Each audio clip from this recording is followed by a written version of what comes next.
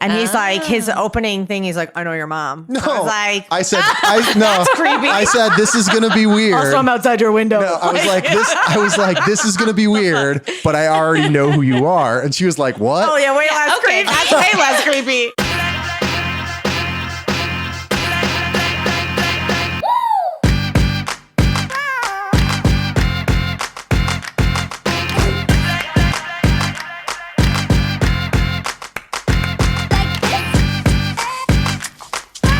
Guys, welcome back to another episode of Menage-A-Pod, the hysterical comedy podcast about sex, dating, relationships, and everything in between. I'm TJ, and as always, I'm joined by the lady to my tramp, Jenna. What's up? Hi, guys.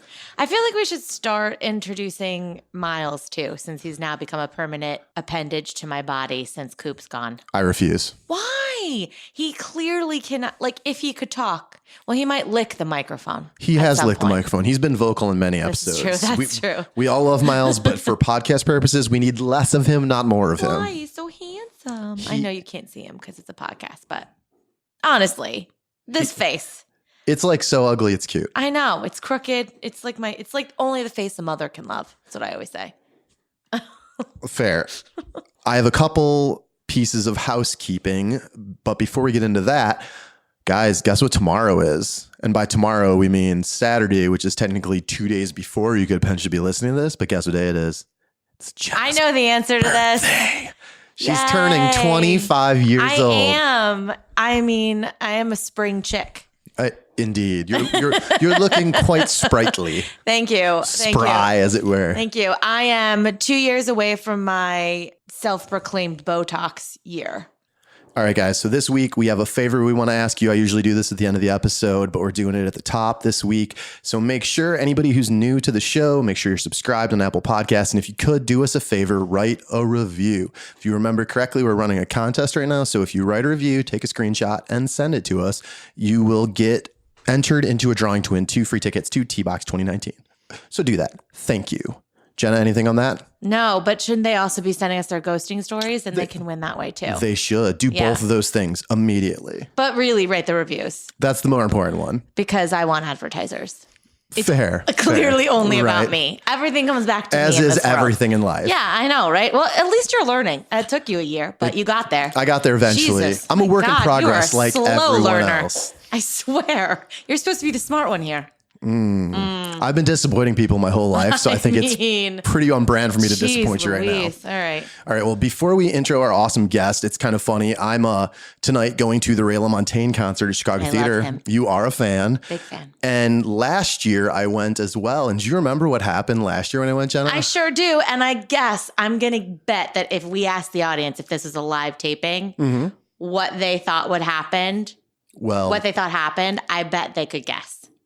Don't want to keep you guys in suspense any longer. So what happened was, right after my divorce, I dated someone for a couple months who was a big... Oh, it's a story that has to do with a girl. Ding, ding, ding. That's what they would have guessed. This is a dating podcast. Yeah. Okay, go on. So I was dating for someone right after I got divorced, and she was a big Ray LaMontagne fan as well. So I buy my tickets. It's like 7th row at Northerly Island. I bring my best friend. 10 minutes before the show, the 3 seats in front of me fill up. And who is it? My ex-girlfriend and her best male friend and best female friend. Literally, we're in row 7, seats 11 and 12. They're in row 6, seats 11, 12, and 13. So directly in front of us. I'd spent like 3.5 hours looking at the back of this woman's head. It's super awkward. But the way that I remember it, didn't you invite her to go? Were you guys supposed to go together? She bought tickets before I did, I think. Oh, okay. Yeah, okay. You and your bad memory. That's why we don't pay you the big bucks, Jenna. Wow. I don't know. Maybe the story's changed. I'm just kidding. I will neither confirm nor deny. Okay, fair enough. All right. Well, before we go any further, I think it's a good time to intro our guest. Yeah, I'm really excited this week. You're the one who's usually really excited, but now I'm very excited. I'm pretty excited too, if I'm being honest. And there's a reason why. Aside from being excited to have her on the podcast, there's a funny story behind how we met as well. Before we go any further, I want to take this moment to introduce Katie Tomaszewski. Close enough. Katie is the founder of Deep Line Health, and she holds a Bachelor of Science in Human Nutrition from UIC. She's also a certified Pilates teacher, as well as a prenatal, postnatal Pilates specialist. And more importantly, for the purposes of this episode, she's the creative director for Deep Line Health. And just recently, she created a Pilates-based playground fitness series called Parkour, which is available for free on Instagram at parkour.tv. Then in 2018, Katie launched her first wellness support program under Deep Line Health, a total health transformation called Dynamics. Katie, thank you so much for joining us. Thank you for having me. Why don't you tell us a little bit about yourself beyond that little 30-second intro I just gave you? Okay. Well, I'm a late 30s single mother, ready to mingle. How many children do you have? I have one daughter. Okay. She's 10. 10's a good age. 10's a good age. The guy that I'm dating has a 9-year-old, a 7 and a 9-year-old. And I didn't really realize how great that age was, but they're very independent. At least his kids are. The only other kid I have is my nephew who's like 6 and he's not as independent.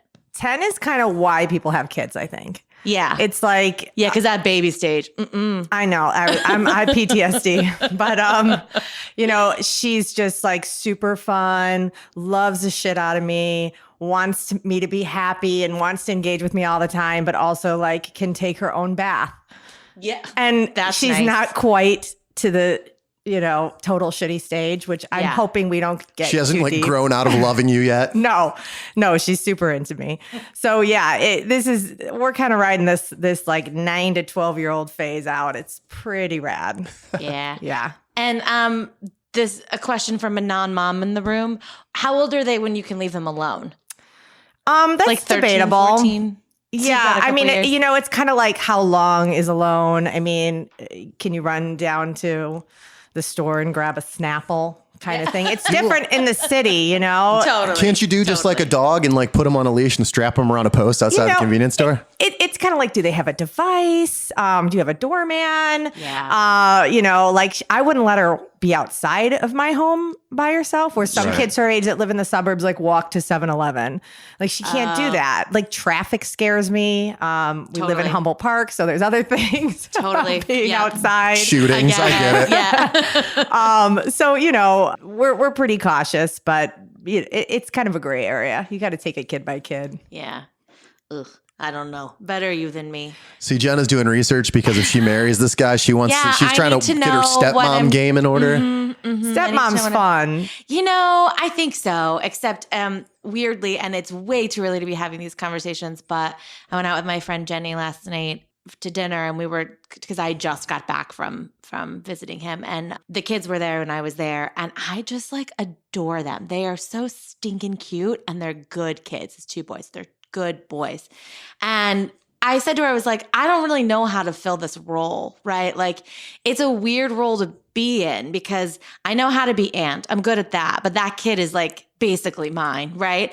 Well, my family's, right? But these kids aren't mine. They have no attachment to me. And it's sort of like its own little subset of it's a relationship inside of a relationship is really what it is. It's like They're going to hate you no matter what you do. It's a weird space to play in, I think, because it's like we would parent very differently. He's very strict and I am not as strict. And so like there are certain things that he does where I just kind of stare at him like, what was that?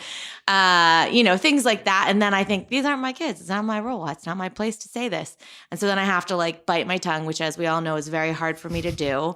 So it's like it's a weird, I don't know. It's strange. I've never had to do it before. I've dated a lot of guys with kids, but hasn't been in a serious capacity where it's like been something I'd have to worry about. That's going to be our offshoot podcast is just Jenna telling stories about all the kids that she dated their dads. We could be here for a while for that one. So I don't know. We might have to talk about how I'm supposed to be. Yeah. How like a mom's supposed to be. I don't even fucking know how that works. Well, it's something interesting about kids is they really expose you. You Yes. think you're all cool and you've got everything together and you're like this great person. And then you're in some intense situations around a kid. You see what you're made of and you see who you really are. And you go, oh my God, I need therapy. I didn't know that. Didn't know that. Good to know. So a lot of personal growth happens. So that's the silver lining. Yeah. If it's about personal growth, Jenna, you should get a kid immediately. Well, I mean, selfishly, shut up. but I mean, you see a lot quick. It's Yeah. like going on an intense retreat somewhere, Yeah. like super intense. So I feel like I've had a similar experience with my dog. Would you say it's harder or easier than that? I got to say, I got pregnant with my daughter and I had a puppy at that time. She was a bulldog puppy. And I will say a baby was easier than a puppy. Baby so if can't- you're- yeah. Because a it puppy can't move on its own. Exactly. And it can't chew up your cords. Oh, true. It doesn't. It has a diaper. Yeah, I put a diaper on my puppy. It's true. I did. When Cooper was young, he would run around with the belly band thing that they have. It was very embarrassing. And I'm going to be honest, Miles, I'm going to call you out right now. But now, since he's had behavioral issues since Coop died, he will pee in the kitchen just randomly. So Jenna, I've had to put a diaper on him. That's been me the whole time. And I'm like, I'm going to shame you until you don't do. That's my parenting skills. I'm going to just shame you. Yeah. It'll work out in the end. Shaming is totally. Yeah. Totally acceptable. It turns out I don't know. that you parent the way you were parented. And so most of us will accidentally shame a lot. Then my poor kids will be fucked. But then you fix it. Then you fix it. Yeah. And everybody, forgives each other, hopefully. And they go to therapy when they're an adult. You got to pass the It's full crazy circle. down. Right. Exactly. Full This circle. is natural. Yeah, it's like I'm gonna make sure to not do the things that my parents inflicted upon me, and in that focus, I'll end up totally missing that I'm inflicting some totally different thing on my kids instead. It's a series of overcorrections. Right, exactly. So tell us a little bit about dynamics. So I'd also like to say, for those listening, we had this incredible conversation on the phone. And then as I was hanging up, I go, we're going to have to recreate just this conversation So again. no pressure. Just say the exact same things. It was perfect. And I wish we were recording on the phone. But give us a little background on it, how it came about, all that good stuff. Sure. I mean, it sort of accidentally came about, I guess. I had decided that I needed to stop drinking. Nobody ever told me I drank too much. I drank the normal amount of everybody I knew. In fact, I had a lot of friends who drank way more than me. Not even your mom, because my mom loves to tell me that I drink too much. No, my mom actually, it's funny, after I stopped drinking, she was kind of like, oh, we can do this? Because and she stopped drinking. That's more crazy or too, 'cause less. your mom's a good time. Yeah, she could tie one on for sure. But she was kind of I think she was sort of part of, I think a lot of us drink because it's community, it's inclusion, and you don't want to be the person ruining the party and not drinking. So, for me, I just kept noticing some patterns with some relationships in my life, and more so the time, money, my hangovers started getting very emotional. And I started feeling like I had some sort of medical requirement intervention disorder, like an anxiety, intense anxiety and depression. And I was like, I wonder if I could just get more shit done if I was never hungover, ever. Because I'd have the best intentions, the best ideas, and then I wouldn't really be able to execute until Wednesday. And then I'd sometimes be busy and I have a kid. And so then the weekend would come and it would be that's when I would kind of hang out and drink. And it's totally a part of the mom culture too, or parent culture. So it was abrupt, but I really wanted to make some changes in my business and do some more things in my business. And so that's when I sort of started doing parkour. I developed my website and just kind of a blog. And I just sort of started exploring, and I needed that time. So it was great. It transitioned into busyness, and that was awesome. And about, I didn't drink anything for 6 months. And then I started kind of exploring. Nothing. None. Did you? What were some things you noticed during that time when you weren't drinking? I really appreciated my child more. Yeah.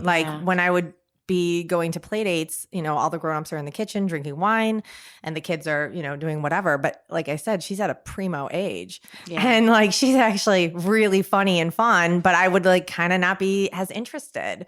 And so when I stopped drinking, the adults were kind of boring. I don't want to talk about whatever gossip crap your, routine is. The kids are actually being hilarious. They're making this wacky play. I kind of want to go check out what they're doing. Yeah. So that was a huge motivator for me. I immediately felt like I had more just connection with my child. And then, I just felt really good all the time. I was easier to What's work that out. like? Yeah. You just wake up every morning ping, just happy and excited.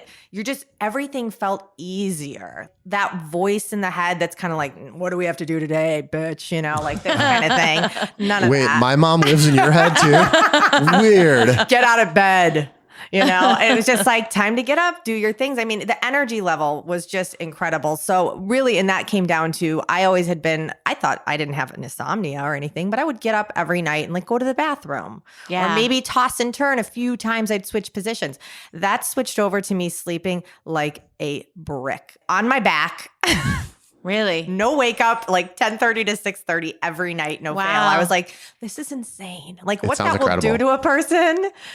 I couldn't go back. That sold me. I was nope, I'm done. They talk so much about how important getting like healthy, restful, consistent sleep and keeping that in a pattern, what that means for your overall health. And if cutting alcohol out is going to allow you to get that one piece in order, then think of how far that's going to go towards your just general overall well-being. Oh yeah. I mean, sleep is your most physiologically active time of the day. That's when you're restoring all of your brain chemicals and your hormones and your organ repair. And so it truly is like the missing link. Once your sleep is solid, everything just kind of falls into place from there in a lot of ways. So I started experimenting with drinking again. Like I tried stuff like, what if I just have mezcal? Or like, I love mezcal.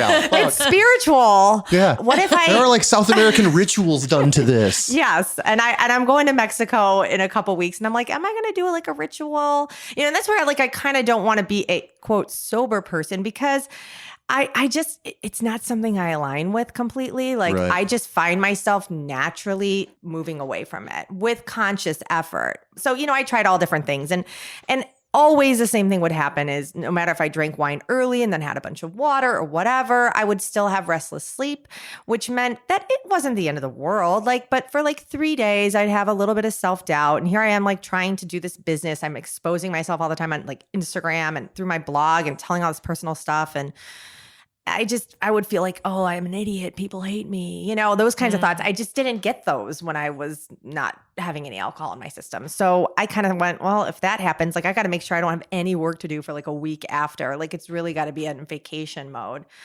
And anyway, so people started noticing that I really was sticking to this, and a few friends I had kind of coached just sort of, for an hour or two over the phone. This is sort of how I did it. This is what I recommend. And I had talked to one friend pretty extensively, and I was like, it's almost the first of the year. Why don't I just get a cohort together and we'll just go through this. Maybe I can get people together. So I just kind of threw a couple Facebook lives out, put up some flyers at the studio, and I had 9 women sign up. And it was okay. Clearly there's some interest. Yeah, it was very validating. And we went through a 15-week program. It was so powerful. I mean, it really was amazing. And we just sort of I had my method and I had my skeleton of what we were going to cover. And the group kind of just guided where we went each week. Right. And so within that, we would have a weekly support meeting and then a weekly meditation, because the whole thing of it is not to say, can you will it away for 3 months and just hide in the corner and how long can you take it as a sober person? It's more what is behind your urge to drink. Right. Yeah. It's what's in the urge, because there's times when we drink for celebration and whatever. And there's other times when it's mindless. And a lot of it comes just down filling to time. Exactly. Kind of. I joke that it's like a kid with a screen. It's always there. It's easy. You give them the screen, they'll be content. Sometimes they'll have a really great time on the screen, but it really kind of at some point, it loses its greatness. And especially if you do it a lot. If you're on the screen all the time, it sucks. We've all been in social media circle, just scanning. I'm not on social media at all, guys. I think the hard thing is that Chicago specifically is I moved here from Maryland, and I remember thinking within it's a my city first of drinkers. Yes, within my first 4 months, I was like, holy fuck, these people drink so much. And I wasn't prepared. At the time I was 24. Yeah, 24-ish. And so I was young liver still. And I was like, this is cool. These people are so much fun. But the older I get, it's hard. It's hard to have a gathering where there isn't some type of alcohol. Even if I go out to dinner with friends, we don't go to bar. I can't tell you the last time I went and partied hard at a bar. It doesn't happen very often. It's more so now these get-togethers with friends that are smaller, more intimate. We sit around. We have these long 3-hour meals. There's wine. There's food. We're catching up. It's quality time, but there's always wine involved or liquor. And so even though we're not partying at the bars and stuff, it's still around. And everywhere you go in Chicago, you can drink. I was having this conversation with my boyfriend, actually. He's taking the kids to a corn maze. And I was like, oh, do you guys have booze there? And he goes, no, it's for kids. And I was like, yeah, I understand that. But Jack's pumpkin pop-up, come on. Well, that's my point. And I said, so I told him about the pumpkin pop-up that I went to last year. And I was like, you walk in and the first thing you see is a giant bar. And then there's these small bars around the place. And I was like, there are kids there. People are drinking. It's a full bar. People are drinking.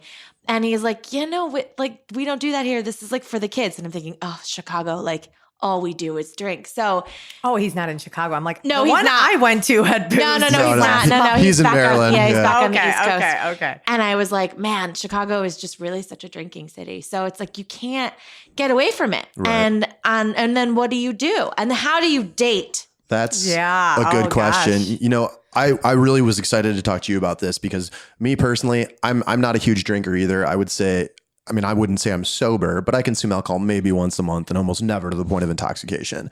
And most people I've dated have been some level of drinker from casual to heavy. And almost all of them have at some point voiced some level of concern or annoyance with me not drinking. Yeah. Do you think, is that something you've dealt with a lot? Yeah, it's funny. So I tell people in our groups, like, you just kind of have to watch for the people that it bothers them that you're not drinking, because that just kind of, no one cares who has a moderate relationship with alcohol. Right. No one cares. That's a 100% guaranteed rule, unless maybe it's somebody that's trying to like take advantage of you or some crazy situation. Happens to me all the time. The average person is not going to care if you drink unless they're seeing your not drinking as a threat to their drinking, and they've got some unresolved thing going on with their drinking. Like, that's just the long and short of it.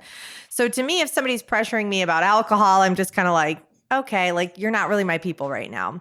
But as like far as dating goes, I mean, I think that guys, I have noticed since I've stopped drinking, the caliber of men that I've dated has gone up times 100. That's great. Really? Yeah. Why do you think that is? I had seen on an Instagram story of yours in the last month, I believe, where you were pretty excited to have had a sober date that went pretty well. Yeah. I overshare a lot about my dating life on Instagram. Follow me at Deep Line Health. But all my dates have been sober now, for a couple of years. And first off, I think I attract a higher quality of man because I'm not going to just go get drinks. Hey, want to get drinks? Yeah. Hey, want to get Yeah. drinks? It requires a little more creativity. Right. So you're already thinning the herd. True. Somebody that's Yeah. going to make it a little next level effort to see you. You at during least the drink day. coffee. Yeah. That's actually chamomile tea. There's not even caffeine. She's like, actually, you guys, I'm full of shit. That's vodka. Yeah. Starbucks full of Tito's. Right. But so I do find that I get that little bit of extra effort. I don't talk about not drinking. I just look through the profiles, and I can Right. tell when a picture is somebody that's intoxicated Of course. in Yeah. most of the pictures. Yeah. And if their like hobby is drinking, I mean, like, again, I'm just like, no. So it just thins out a lot of people that I think wouldn't be serious people to date anyways. And Yeah. so I end up going out with people like that I'm just more excited about, I feel more connected to, and we do things that I actually want to do. And then it's this interesting thing where, like, in my past, I would just drink until the person worked out. Fair. Yes. I do know that. That was my We've all marriage. been there. Yeah. Yeah. I mean, it's true. Like, towards the end of my marriage, there were times where we'd be sitting on the couch and we would drink. And I think that's when it started for me, was like, we'd have to get through the days when I knew that things were like not going well and neither one of us wanted to deal with it. So we would just sit down and drink a bottle of wine, maybe a bottle and a half together. And we would and it would numb it, and everything was just numb, and we didn't have to deal with anything. And we just watched TV and we just like coexisted. Sounds like a very fulfilling relationship. Well, it was towards the end of my marriage. So yeah. Just an observation. So shoot me. We knew it was going downhill, which is why we were doing that. But I actually don't think I realized it in the moment. And now looking back on it in retrospect, I'm like, yeah, I think that's what we were doing. And then it was hard to stop afterwards, because then there was the pain of having to get over a divorce. And so then it just became like a normal thing in my life. And my mom would make jokes about how I needed to stop drinking. And I'd be like, oh, you're just a mom. Like, you don't drink she doesn't drink anything. So she doesn't get it, And then I started to catch on, and I was like, maybe she's right. And then exactly what you're saying, like, I was starting to instead of, it would numb the pain in the moment of the divorce, but then the next day I would be so depressed about it and I would feel so down. And then when I started dating, it made me a crazy person. So like, I would pick fights over stupid things because I was drunk. And so then I was just like, I have to stop this. This vicious cycle has to stop. And it stopped like right before I met my current boyfriend. That's an and he's not a big drinker. There. Yeah, and he's a big like fitness guy, which is so unlike me. And so he's really into just like eating healthy, and he's really into what he puts into his body, and he doesn't drink. And maybe that was it. It was like meant to be, I guess, because I think if I were still drinking the way I was, he wouldn't have dated me. No. Yeah, you were a wreck for sure. I didn't want to be the one to tell you, but here in front of Katie, Miles, God, and everyone, I will admit it, wreck. I was, and that's why I stopped drinking. I saw it in my friendships. I saw it in my relationships. It really was starting to weigh on me pretty heavily. Even. So you start to get a little moldy, as we age and we keep that same drinking, our organs are not as resilient. Yeah. So And when it comes to dating and you like force yourself to get into something and maybe make out with a guy, maybe sleep with them, whatever. And then, whatever. Whatever happens. And then the next day or the next week, it was fun to pretend with your alcohol and your one night stand that you were a happy person on top of the world in a great relationship for that 12 hours. This episode just took a real cool spin. But then your real life isn't that. So it's like this misalignment of this high low. And I'm like, I don't want to pretend. I want to be that. Right. So I got to sacrifice this. Yeah. And in sacrificing it, I think that, and this is going to sound cliche and really just kind of hacky, but I think, whatever. I think in sacrificing that thing that for whatever period of time you felt was kind of integral to your social experience and just the lifestyle you live, hard to get rid of it for sure. But once you get rid of it, the things that replace it are so much more fulfilling and more healthy, whether it's being more present, having more time with your daughter, whether it's being able to focus more on your career and your business, or Jennifer, you having a meaningful relationship for the first time in a long time. I know. Weird. Did you find that you lost friends over it? Yes. Yeah. I can see that. I haven't Ones I yet, didn't expect too. It was some people. I mean, a lot of people stopped calling me that I've since reintegrated with a lot of them, but there was an empty period. I think that people thought it was best to leave me alone right now. Really? And I think they weren't trying to be rude or mean, but they didn't know what to do. Everyone was so confused. And like, at least now there's more sober curious type stuff out there. I love that we're talking about it like that. Sober curious. I know. I mean, we are 5 days away from ending Sober October. And I know that's a thing. It is. Oh, and I didn't know that. Yeah. Pay attention on social media, old lady. It's all over the place. So I know I've seen a lot of people posting about Sober October, and I've seen some posts on your feed as well, where you were generally supportive of any attempt at being sober, but it seemed slightly skeptical and maybe a little annoyed with the concept of that. We want to talk about that a little bit? Yeah. So a lot of people will be like, oh yeah, I've been sober. I did an Ayurvedic cleanse for 2 weeks, or I did Whole30, or I did Sober October, and it was horrible. It was the most boring month of my life. Everything was awful. And it's the reason that I do my program lasts for 12 weeks, because you really don't start feeling amazing until about at least week 3, 4, if not 5, 6, depending on how long you've been drinking. Yeah. So it's kind of like you've got to get up there and actually live in that life for a moment. I really think if you're going to go for it and you really want to change your relationship with alcohol, you got to take even more than 3 months. Take 4, 5, 6. I mean, we literally have about 1,000 months to drink alcohol in our life. Like, what's 3 or 6 of them to see if you really even like it better than your real life. Totally. And so it does kind of frustrate me when sobriety gets this bad rap that like it's boring, because it's like you're in withdrawal. I think you see a lot of people, even to that point. I see people who are doing a Sober October or some sort of timed length where they're not partying or they're not doing whatever. And you'll see towards the end their posts, maybe they're tagging a friend, like, don't worry guys, 7 more days and I'll be out with you. And I think, to me, that signifies having just a really bad mindset about the whole thing anyway. Yeah. And what can you truly, if your goal is just to get through it and it's seen as this task and this chore and not as being open towards maybe a new way of living your life, how can you be successful doing that? Exactly. And so it becomes a difference of, is it a test of will, which some people, by the way, they go through willpower. And those are the people that you see that have been sober that are, by the way, probably forced to be sober for some reason, if they really got nuts with it and their family forced them to be sober. I get it. They're fun to be around. I get it. Those people who are a fucking riot. And I'm not saying anything bad about anyone. Hey, like, it happens. I have only empathy and understanding, but like the mindset is like every day is hard, but I'm doing it anyway. So, like I get credit because I'm not, going back to my misery. And it's like this real prison-y kind of thing. Yeah. Mm-hmm. And to me, I'm like, wait.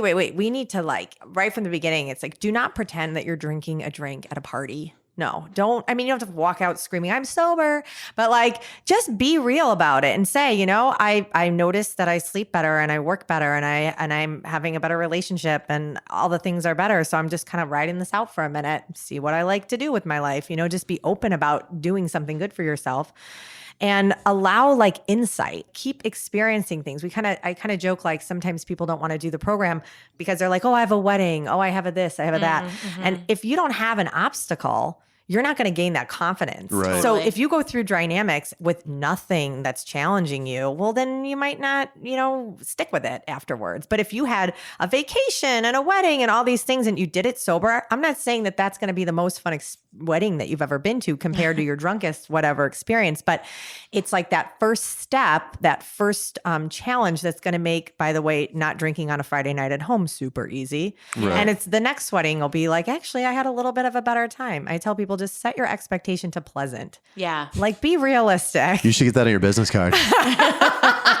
I'm Katie Tomaszewski. Set your expectations to pleasant. That's really good. I should do that. We're going to trademark that. Yeah, I appreciate that.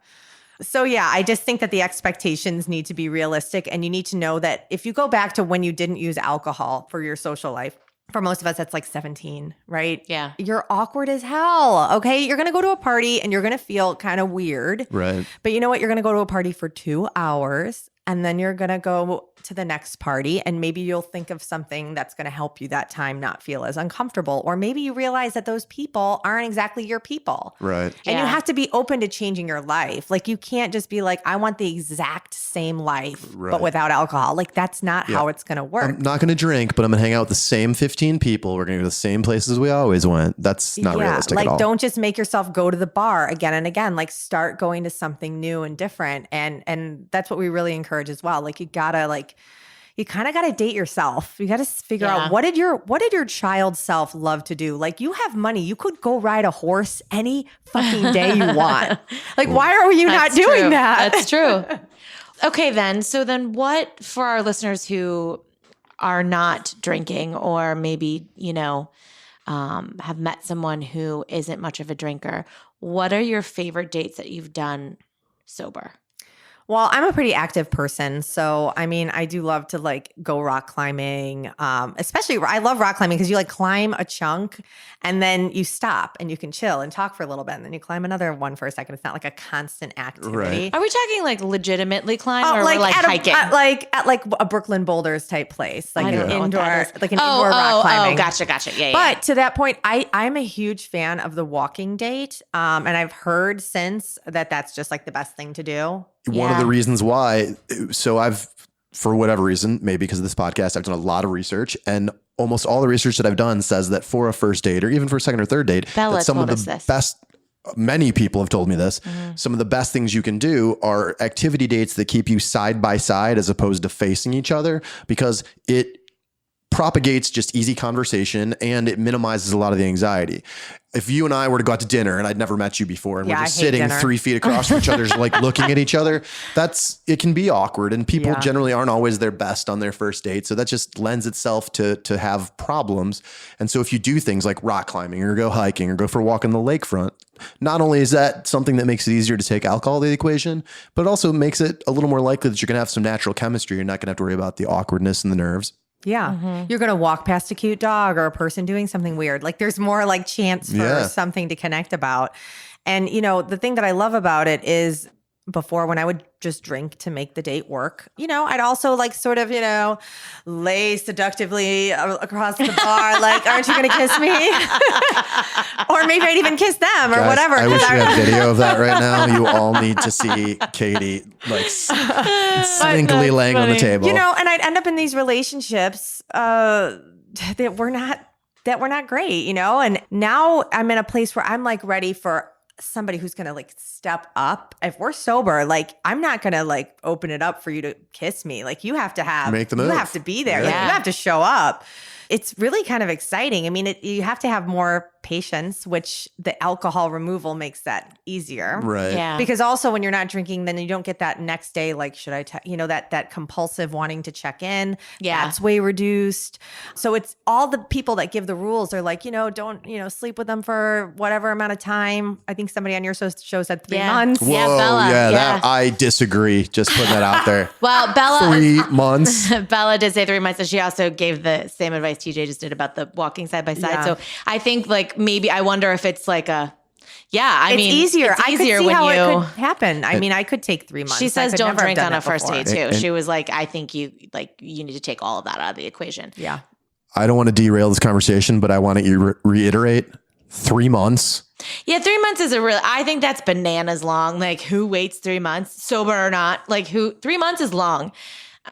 Especially if you're having 1 to 2 dates a week, maybe. Well, That see, seems like 1 a to 2 lot. dates to me is very oppressive. Like if a guy wants to see me a lot, I'm turned off. Like I'm kind of like, can we see each other like once a week tops until like 5? If I've seen you like 4 times, then we can increase to like maybe once and a half a week. And then what does that He mean? gets to come to the front door and gets to stick say his hi. He gets Yeah. to stick his leg over the threshold. You guys just FaceTime. Yeah. Like, cool. One face to face. Yeah. But I think like on that, I could wait like 10 dates. I Yeah. mean, it's been a long time since I've actually even slept with anyone. So I don't even know my rules anymore. But the last 10 guy dates. that I did sleep with, That's we 2 waited like a months-ish. month and some change. Okay. But 10 dates if they start increasing at the end. I can definitely be more aligned with 1 month. So people who've Yeah. listened to Yeah. Bella's episode and now you're listening to Katie's episode, let's stick with the 1 month. Yeah. I mean, I guess it volume over time. Like if you've gone out 10 times and however Yeah. long that takes, maybe. Yeah. Official statement, 10 times. That's gonna be for the episode. Even know one. So keep a calendar, guys. Mark an X in your calendar for or you can do an Excel spreadsheet if you're a nerdy guy. Make a spreadsheet, little X's. When you get to 10 X's, it's go time. That's really funny. I think also the nice thing about alcohol, though, the nice thing, that's spoken like someone who definitely. There's a lot of nice things about alcohol. One of the nice things when it comes to dating, though, is if we always joke about how you have to have a personality drink. That's what we call them, personality drinks before you leave the house. So you have 1 drink before you leave to go on your date. Kind of takes the edge off of like having to meet a stranger, any nerves that might be there. And then taking that out of the equation feels tricky. Like a little nerve wracking. I have an idea though. To Katie's point earlier, we were talking about how when you do, Just kidding. yeah, right, that's it. No booze, Yeah, no booze, but Afghani all black tar heroin. Yeah. Just a little one bump. Yeah, you're You just fine. need one Just no one big bump, deal. little key bump, you're good to go. No, so if you're constantly, if every time you go on a date or every time you meet new people, you're having that personality drink, you're never cultivating that skill. You're Right. never getting more comfortable with exactly. those interactions. True. So if you cut alcohol out and 2-3 months into that, you're dating in a way that's more intentional, more healthy.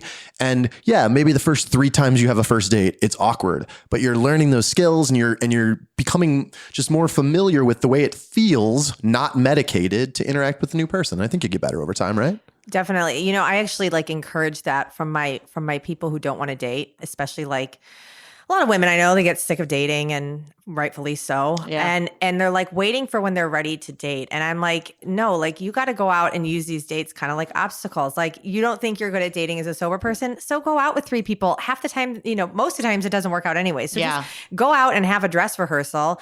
Never talk to the guy again if it was a total failure. Who cares? And it's just like, again, you go out and you kind of practice your self-worth versus try to be this person that you think that this Right. person will like, your best, quote, best self.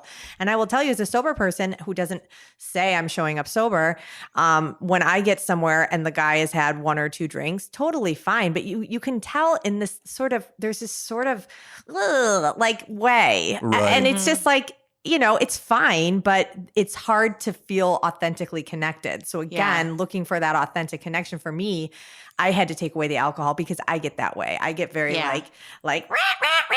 I have this like schmoozy, personality that comes out and it's phony. Yeah. That's the all first do. moment that you have really, really, really reminded me of your mother. And I think right We have now, the same drunk personality. yeah, before we go any further, You're like, that's actually why I stopped drinking. so since this moment happened, and I mean, you really reminded me of your mom. I think this is as good a point as any to kind of tell a brief story about how Katie and I know each other. So, as many of you know, I work in the beer industry. An account that I used to have, we used to do cooking classes, and the person who is in charge of our business with that account is someone who's like a close personal friend of mine, became kind of a mentor to me. And she happens to be best friends with Katie's mother. So I got to know Katie's mom over time. And in the aftermath of my divorce, when I first started dating, I was at one of these cooking classes that Katie's mom, Rita, was at. And we're talking about all these people she wants to fix me up with. And she starts sending me text messages about this. She kept saying this gorgeous little devil that I should meet. Wow. But she wouldn't say who it was. I was a devil back then still. But she sent me your picture and I'd seen it on her Facebook. So immediately I was like, Rita, this is your daughter. She's like, I know, she's gorgeous, isn't she? So that's how Katie and I met. That's funny. Yeah. So here we are today, full circle on the podcast. This is actually the first time we've met in person. Yeah. But actually you missed one part of our meeting that I didn't know about you. Knew none of it. My mom, I don't know how many people she's doing this to. You're the only one I've met. Chances are probably a lot. Well, I told you, she said that, so it was organic and you didn't seem suspicious of it. She wanted to buy me a gift card for a private session at your Pilates studio so we could just meet naturally. Because that's... So Rita, thanks. I do appreciate it because if she tried to set me up, which she has before, I like shut down immediately. Yeah. So, She's learned. Then TJ and I matched on Hinge. That's right, we did. And he's like, his opening thing, he's like, I know your mom. No, I was like, that's creepy. I said, this is going to be weird. Also, I'm outside your window. No, I was like, this is going to be weird, but I already know who you are. And she was like, what? Oh yeah, way less creepy. That's way less creepy. Yeah. And then I was like, so just heads up, the next couple things you get are going to be screenshots of a conversation I had with your mom. So I literally screenshotted this conversation about Katie that we had and sent her the pictures. So Yeah. Oh my So God. that's the full story. Yeah. I was like, I don't believe you. Say her name. I literally was like, this guy's a weirdo. I'm making him prove it. I proved it, but I am a weirdo. And I'm just glad when you asked me what your mom's name was, I'm just glad I didn't have to pronounce her last name because Yeah, right. you saw how well I do at that. Yeah. Well, That's a she's funny not. story. She's not the same name as me. Oh, no, that's right. She's not. What is her? Sex. That's right.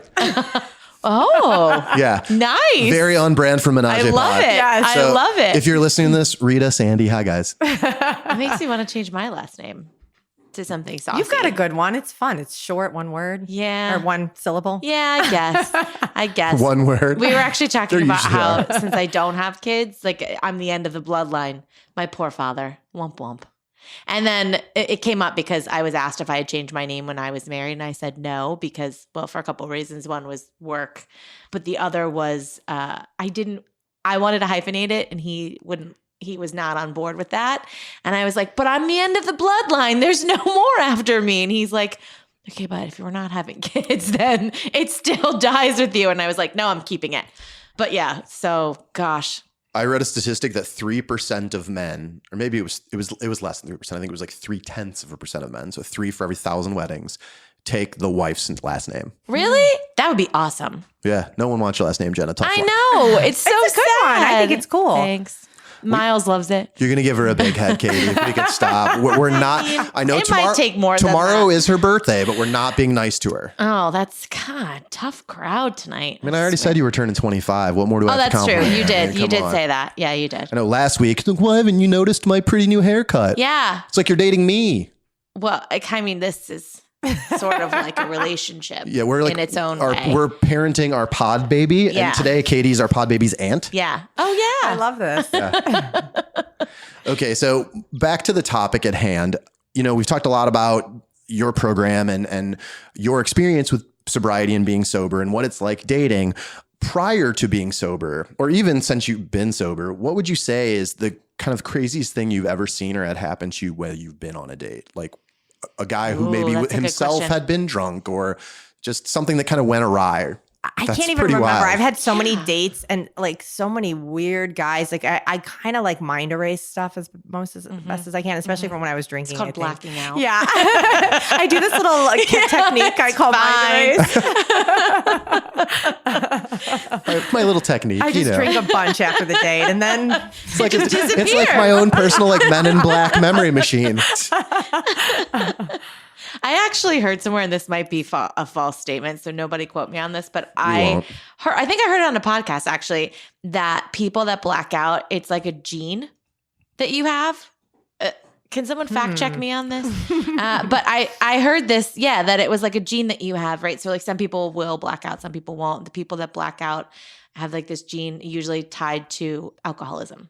I don't know if that's true or not, but that would be interesting. They haven't nailed down like there's no genetic marker for alcoholism and addiction. And it's kind of like a self-diagnosed thing. Like you decide if you're an alcoholic or not. Like I know people that have gone to AA and they drank once a week, but they consider themselves an alcoholic. And there's people that we all know who drink every day 3 bottles of wine a day. And it's like, I'm fine. And it's sort of like, what's the family that you come from or the culture that you're in? Like what is the approvals, levels for the amount that you drink? And that determines whether or not you decide you're an alcoholic. According to my doctor, it's like 1 to 3 drinks a week considered a binge drinker or something like that. And I was like, whoa, lady. Like, really? So there was a study done in 2004 that tied alcohol-induced blackouts to potentially being a genetic contribution. And I did read a study not that long ago that once you black out, that it takes actually less to make you black out going forward. Like that's the scary. minute you have your first alcohol-induced blackout, you are now more susceptible to them going forward. Ooh, that's scary. I've actually never blacked out, thank God. Wow. Have you ever browned out? Browned out a little bit. Yeah, like things get a little hazy, but the next day someone will tell me and I'll be like, oh yeah, I remember that. But I've never you just need a little forgotten trigger. chunks. Yeah, I've never like forgotten chunks of my night. And I think a big part of that is just I hate being super unaware of my surroundings. It just, I have a control issue. Thanks, therapy. That like, I always feel like I need to be semi in control. So if I drink, what? Were you going to make a dick joke? No. Not a literal dick joke, but like you being a dick and making a joke. I just have to say, is it weird that I did just have to Google brownout because of the way you guys began talking about it? Because I thought it was when you almost black out and shit your pants. What? No. You're so ridiculous. No. Anyway. Am I wrong? You're totally, well, I mean, maybe not in your world. That's awkward for you if that's the case. This whole time I've been telling people that I browned out. I should get that, fix that. But anyway, I have an issue with like letting go complete control. So I've never gotten to the point where I don't know what's going on. Well, that's a lie. After 26, maybe. It took me a minute to find out what that line looked like for me. But I will say that now that I'm not totally sober, but I will like once a week. I think we had talked about this. I give myself once a week because it's an easy way for me to kind of cut myself some slack. I also entertain a lot for work, all that good stuff. But sometimes I do it. Sometimes I take the day. Sometimes I don't. Just kind of depends. But what I find is that when I do take the drink, it's usually triggered by something. Stress, a bad day at work, I don't know, stuff going on in my family, whatever it may be, it's usually triggered by something. And that I think is the hard part. But in my brain, I go, well, I only get one day to do it. And today is a shit day. So I'm going to do it today. But I don't know, it just kind of depends. So sometimes, some weeks I don't cash in on it. Other weeks I do. Do you think that's about trying? I try not to be so hard on myself about it. Do you think that's about trying to find like kind of healthy alternatives? Jenna just described drinking as sort of a coping mechanism or a way to deal with a stressful day or stressful event. Do you think that it's valuable to work on learning obviously other coping mechanisms or other things you can do as sort of a substitute for the drink you're used to having?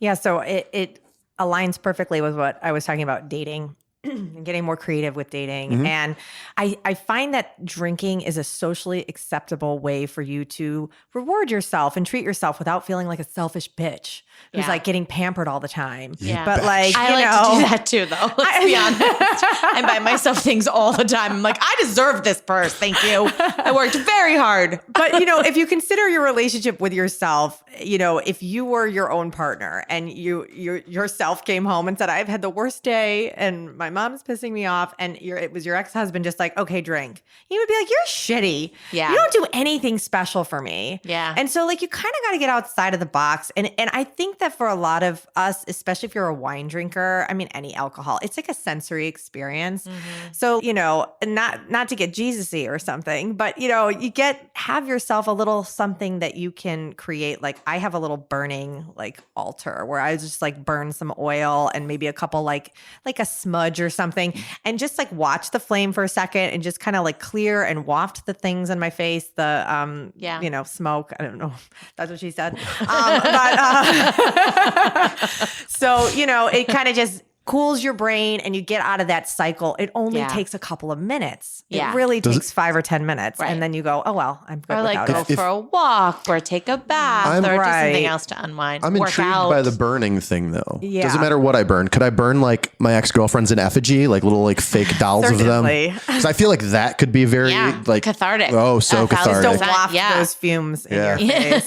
But yeah, of course, if you're already doing nice things for yourself, which a lot of people don't. A lot of people withhold things like having a personal trainer or, getting massage or getting whatever they want to do in the self-care realm. And it's always an issue of how expensive it is. But most people spend, I did a survey last year of 300 people, and the people that drank like 3 to 5 times a week, a couple drinks each time. So average drinkers, I would say, they admitted to spending between $50 and $150 a week on alcohol. So that's $10,000 a year almost, that's a lot of money, and you could reappropriate that. Like, and if you got 3 nice things for yourself a month or a personal trainer every week, you would reduce the urge to feel like you deserve a reward. And then the other thing is, how is your day? Like, do you have good boundaries with the people in your life? No. Or are you getting treated like shit all day and taking it so you need a reward for that at the end of the day? Like, how about be a rebel and like say, that made me angry and I can't do that thing you want me to. Yeah. This people pleasing we get into all day, we feel like at the end of the day we need something to turn it off. You just saying that sentence gave me a stomach ache.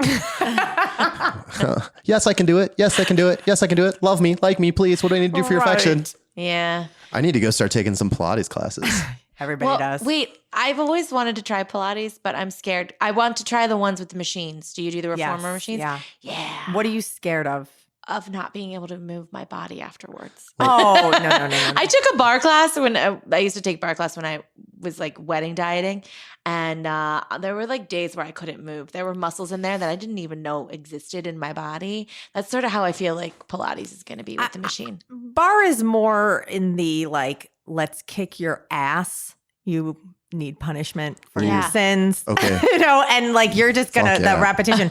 Where Pilates, at least, there's a lot of different ways that Pilates is taught, but where I teach and my training, it's more about total body integration. It's a total self-love thing. Yeah, you're working out, but it feels really good the whole time. Even though you're getting challenged, like there's always like a break. You will get sore, but it's the kind of sore that feels amazing. You're not like, I can't sit on the toilet because my quads. Yeah, that's how I was like, I have to lower myself down on this thing. I can't even. Sitting on the toilet is like one of my favorite things, so we can't have that. I don't want to ruin that. Yeah. But it's the kind of thing where you're like doing your dishes and you're like, I feel like I'm wearing a corset right now. Like everything's just up. Yeah. So it's a good sore. Where's It's a good sore. Tell everyone where you're So I teach primarily out of a studio in Bucktown called Frog Temple Pilates. That's the one your mom was getting me a gift card Yes, for. it's a lovely studio, and the teachers there are so well trained. It's a great community space. I highly recommend checking it out. I also do online lessons out of Deep Line Health and some online movement workshops and things like that. So if you zip over to deeplinehealth.com and sign up on my email list, like I'll let you know when those things are going on. But primarily classes would be at Frog Temple. It's a great space. It's beautiful. I should do it. We should do it. Will you come with me? I would absolutely. Let's do You some would really? Fuck yeah. Okay, let's do it. I mean, I'm going whether you go or not. Rude. I just invited you to go. Rude. Whatever. Are you I'm surprised coming. by this interaction even a little bit? I'm going to go because I've been wanting to go. My friend Jenny just got into it and she's like, I'm always so sore, but it's amazing. Once you get into it, you're kind of like, Katie, she's hooked. If we go, can you be harder on us? I mean, Just him, you guys could really. actually come for a duet together instead of going to the class if you wanted even. And then we could really just like dig in. Yeah. Fuck yes. I like that. What if I didn't want him there? Could I just do a single class by myself? Yeah, you have my Let's number. be clear. Okay. You've never not wanted me there. That's a lot. Yeah. No, you could do private lessons. You could do Cool. group classes, whatever you like. But Awesome. you should definitely try it. Everybody should do Pilates. It's just like what it is really great about it is it was sort of my first step into not being awful to myself. Because before that, I always worked out with that mentality of like, I ate too much and I got to like punish myself. It's just sort of the mentality of every, Totally. like, I don't know what, city life. And so that was the first time that it was kind of like, hey, like, why don't you just chill out and like, see what your body needs and like give it some love and help it feel good. And it rewarded me. Like my body changed more from Pilates than any weightlifting or elliptical or anything that I would do for like unending amounts of time and ripping my body up and feeling super sore. And Yeah. So yeah, it's Cool. a good. I'm gonna definitely try. I've wanted to try Pilates for a long time. I have a friend who has a black belt in Brazilian Jiu-Jitsu, and I worked out with him for about a year. And we would always start with like 30 minutes of BJJ stretching. And I'm not a very flexible person. I'm rotated the waist. I'm like literally the least flexible guy ever. And after I remember the first day of doing just 30 minutes of really intense stretching, I walked with a limp for like 2.5 weeks. Like Maybe that was too intense. my hip flexors, my hamstrings, 10. my quads, pretty much everything from my belly button down was just like locked solid. So I want more of that. Really? Yeah. Sure. Okay. Awesome. Before we take off, I just want to say thank you so much to Katie Tomaszewski for spending time talking to us Thank you today. so much. Thank you for having me. And again, I know you had just said it, but to remind everyone again where they can find you online. My website is deeplinehealth.com. I'm on Instagram at deeplinehealth. I'm on Facebook at deeplinehealth. She's a good follow, guys. Definitely give her a follow. It's fun. We'll also have. maybe we should do like an audience thing where we can all take a Pilates class together. Ooh. That would be fun. That would be really and fun. 2, go into like a sober thing together. Well, when we We'll get, do like, our a sober Pilates tribe class, we're together. definitely going to have to Instagram live some of it for our followers. Okay. Oh, that would be very fun. And we will make sure to put this information in our show notes so you guys can follow up and make sure you're checking out Katie and all the wonderful things she's doing at Deep Line Health with her Dynamics program. If you want to find out more about Menage-A-Pod, head over to Instagram at Menage-A-Podcast, where you will find our link tree that includes links to our Facebook group, which, broken record, please join the group. Our Twitter account, website, top episodes, and more. And finally, a quick thank you to everyone who makes this show happen. Jenna, me, lovely guests like Katie, and thank you to you guys for downloading and listening to the show. And our new editor. Our new Give editor. him a shout. Ben, thanks, buddy. Ben. This is gonna be the first episode I don't edit, so if it's bad, Ben's fault. we're sending them to you, Ben. Until next time, share us in your IG stories, retweet us, share our Facebook posts, and find other ways to tell a friend about Menage-A-Pod. And of course, good luck out there. Thanks, Bye, guys. Bye. Bye.